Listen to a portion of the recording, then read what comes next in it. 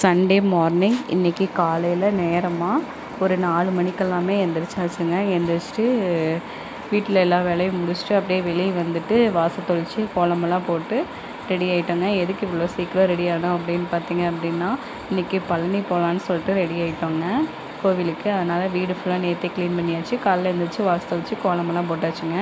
அதுக்கப்புறம் கொண்டு போகிறதுக்காக தக்காளி சாப்பாடு தாங்க செஞ்சிருந்தோம். தக்காளி சாப்பாடும் எடுத்து பேக் பண்ணிட்டோங்க. சரி போனதே நேரமாக சாப்பிட்றலாம், சாப்பிட்டு மலை ஏறிக்கலாம் அப்படின்னு சொல்லிட்டு, அதனால் காலையில் தக்காளி சாப்பாடெல்லாம் பேக் பண்ணிவிட்டு தயிர் கொஞ்சம் எடுத்துக்கிட்டோங்க. எடுத்துகிட்டு ரெடியாகி கிளம்பிட்டோம். அதே வண்டியில் வந்துட்டு வண்டியை கொண்டாந்து ஸ்டாண்டில் போட்டாச்சுங்க. ஸ்டாண்டில் போட்டு பஸ் ஏறியாச்சு. பழனி பஸ்ஸு ஒரே பஸ்ஸாக ஏறியாச்சுங்க. அதுக்கப்புறம் 3 மணி நேரம் ஆகிடுச்சு கோயிலுக்கு போய் சேர்கிறதுக்கு. ஒரு வழியாக கோயிலுக்கு வந்து சேர்ந்தாச்சு. அதுக்கப்புறம் கீழே வந்துட்டு சாமியெல்லாம் கும்பிட்டு மொட்டை போடணுன்றதுக்காக கிளம்பியாச்சு.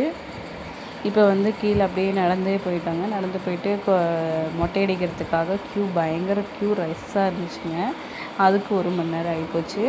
அதுக்கப்புறம் ஒரு வழியாக டோக்கன்லாம் வாங்கி மொட்டையெல்லாம் அடிச்சாச்சுங்க. 3 பேர்த்துக்கும் மொட்டை அடிச்சுட்டு அப்புறம் சாமி பார்க்கறதுக்கு பயங்கர ரஷ்ஷாக இருந்துச்சு. கீழே முருகனை தரிசனம் பண்ணிவிட்டு கீழே சாப்பிட்டாச்சுங்க.